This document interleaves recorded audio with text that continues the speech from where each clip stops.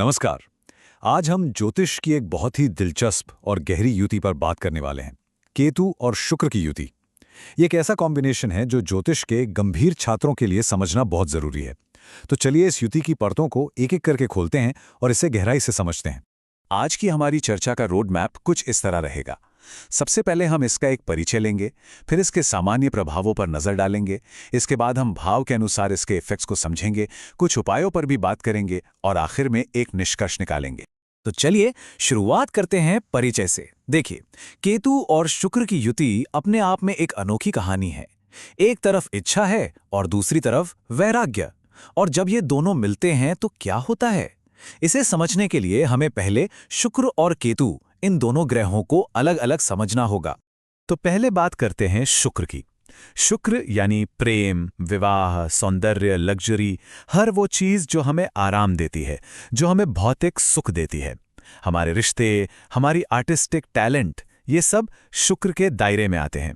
मतलब अगर एक शब्द में कहें तो शुक्र हमारी इच्छाओं का ग्रह है, डिजायर का प्लैनेट है। और अब देखिए दूसरी तरफ केतु। केतु एकदम उल्टा है। ये वैराग्य है, डिटैचमेंट है। केतु का संबंध हमारे पिछले जन्म के कर्मों से है, अध्यात्म से है। ये अचानक हमें चीजों से अलग कर देता है, डिसॉल्व कर देता है और हमें मोक्ष के रास्ते पर ले जाता है। सीधी सी बात है, केतु का काम है सांसारिक चीजों से हमारा मोहभंग करना। तो आप सोचिए, जब ये दोनों ग्रह एक साथ आ जाएं तो क्या होगा। एक तरफ शुक्र है जो इच्छा और सुख का प्रतीक है, और दूसरी तरफ केतु जो वैराग्य का कारक है। जब ये मिलते हैं तो एक बहुत बड़ा विरोधाभास, एक पैराडॉक्स पैदा होता है। यह है इच्छा का वैराग्य से मिलन। ये एक ऐसी एनर्जी है जो इंसान को दुनिया के सुखों की तरफ खींचती तो है, लेकिन उन्हीं सुखों से एक गहरी असंतुष्टि भी पैदा करती है। लेकिन ऐसा नहीं है कि इसका असर हमेशा नेगेटिव ही हो। इसके कुछ बहुत ही अनोखे और कमाल के पॉजिटिव रिजल्ट्स भी देखने को मिलते हैं। ऐसा इंसान एक स्पिरिचुअल आर्टिस्ट बन सकता है, या एक ऐसा प्रेमी हो सकता है जो बहुत डिटैच्ड हो, या फिर एक ऐसा रहस्यवादी जिसे सौंदर्य की गहरी समझ हो। इस युति से एक्स्ट्रॉर्डिनरी क्रिएटिव टैलेंट भी पैदा हो सकता है, और रिश्तों को लेकर बिल्कुल अनकन्वेंशनल पैटर्न भी बन सकते हैं। हाँ, लेकिन अगर ये कंजंक्शन कुंडली में पीड़ित हो, मतलब अच्छी स्थिति में ना हो, तो इसके कुछ नेगेटिव इफेक्ट्स भी सामने आते हैं। जैसे रिश्तों में इंस्टेबिलिटी, इमोशनल डिससैटिस्फैक्शन, अचानक से ब्रेकअप्स हो जाना, लव लाइफ में कंफ्यूजन बना रहता है, और भौतिक सुखों में भी कोई रुचि नहीं रहती। पर यह तो बस एक पहलू है। चलिए अब इसके जो जनरल इफेक्ट्स हैं उनको थोड़ा और डिटेल में समझते हैं। तो अब आते हैं इसके सामान्य प्रभावों पर। ये युति फंडामेंटली जीवन के एंजॉयमेंट पर ही एक क्वेश्चन मार्क लगा देती है। सोचिए, शुक्र सुख ढूंढ रहा है और केतु पीछे से आकर पूछता है, बस क्या यही सब कुछ है, इसके आगे कुछ नहीं। जिन लोगों की कुंडली में ये युति होती है, उनमें कुछ कॉमन टेंडेंसीज देखने को मिलती हैं। वो किसी से बहुत इंटेंस प्यार करेंगे और फिर अचानक एकदम से वैराग्य महसूस करने लगेंगे। उनके पास सब कुछ होगा, हर तरह की लग्जरी होगी, लेकिन अंदर से एक खालीपन, एक डिससैटिस्फैक्शन महसूस होगा। ये लोग अक्सर दुनियावी प्यार से ऊपर उठकर डिवाइन लव की तलाश में रहते हैं।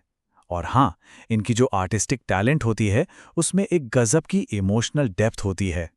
अब ये जो एनर्जी है ना, इसके दो चेहरे हैं। पॉजिटिव साइड देखें तो ये असाधारण क्रिएटिविटी देती है, भक्ति, संगीत या कला में गहरी रुचि पैदा करती है। इंसान का नजरिया नॉन मटेरियलिस्टिक हो जाता है।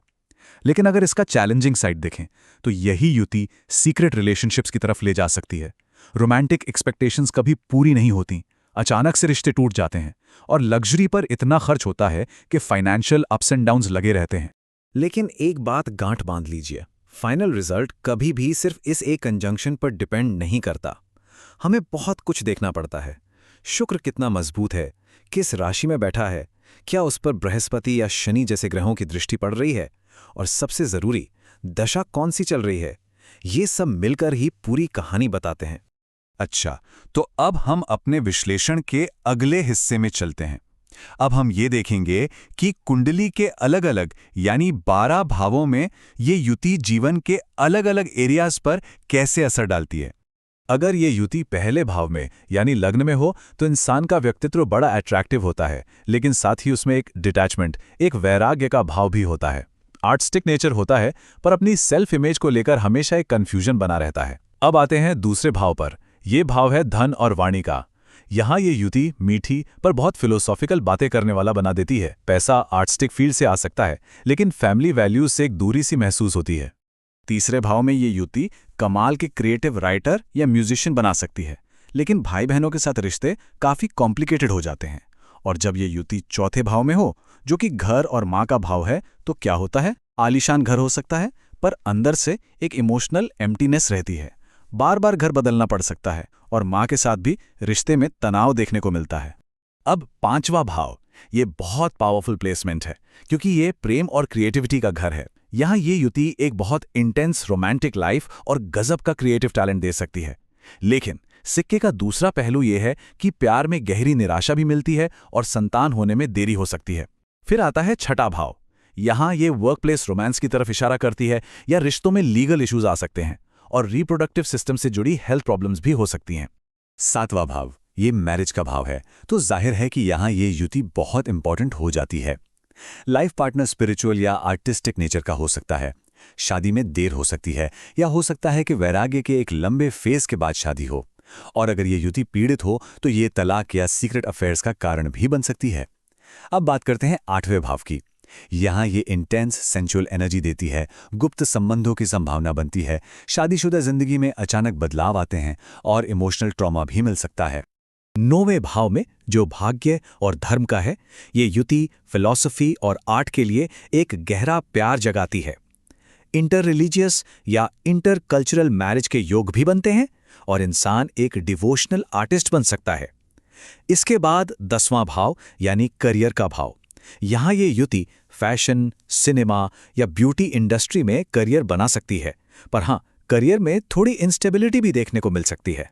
11वें भाव में, जो लाभ का भाव है, इनकम आर्टिस्टिक कामों से हो सकती है।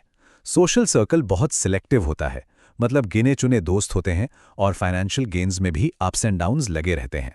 और आखिर में 12वां भाव, जो मोक्ष का घर है। यहाँ ये युति एकांत में रहने की एक तीव्र इच्छा देती है। गुप्त प्रेम संबंध, विदेशी संबंध और डिवाइन लव की तरफ एक गहरा झुकाव पैदा करती है। ये एक बहुत डीप स्पिरिचुअल प्लेसमेंट है।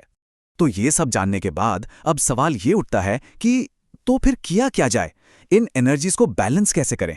चलिए अब कुछ उपायों पर बात करते हैं जो इन ऊर्जाओं में एक हार्मनी, एक सामंजस्य ला सकते हैं। हाँ, एक बात हमेशा याद रखनी चाहिए कि असली उपाय तो पर्सनल हॉरोस्कोप एनालिसिस के बाद ही पता चलते हैं, लेकिन कुछ जनरल रेमेडीज हैं जो मदद कर सकती हैं। शुक्र की एनर्जी को बैलेंस करने के लिए ओम शुक्राय नमः मंत्र का जाप कर सकते हैं।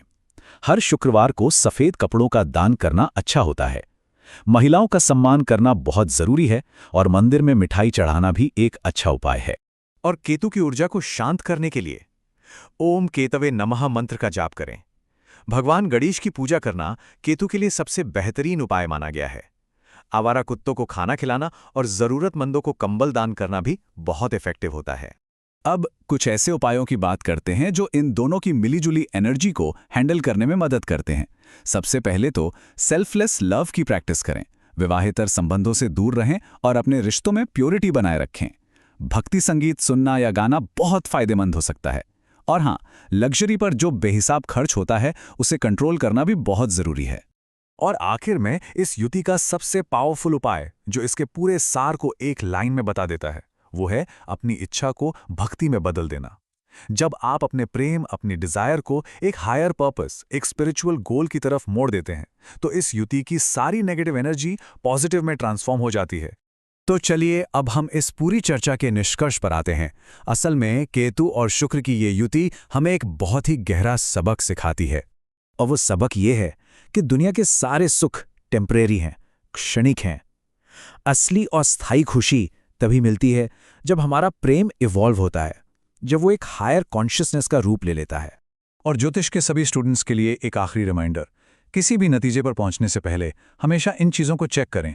ग्रह किस राशि में है और कितना मजबूत है, नवांश में उसकी क्या पोजीशन है, उस पर किन ग्रहों की दृष्टि है, दशा कौन सी चल रही है, और लग्न के स्वामी के साथ शुक्र का क्या संबंध है। कभी भी सिर्फ इस एक युति को देखकर कोई फैसला मत सुनाइए। इस विश्लेषण में हमारे साथ बने रहने के लिए आपका धन्यवाद।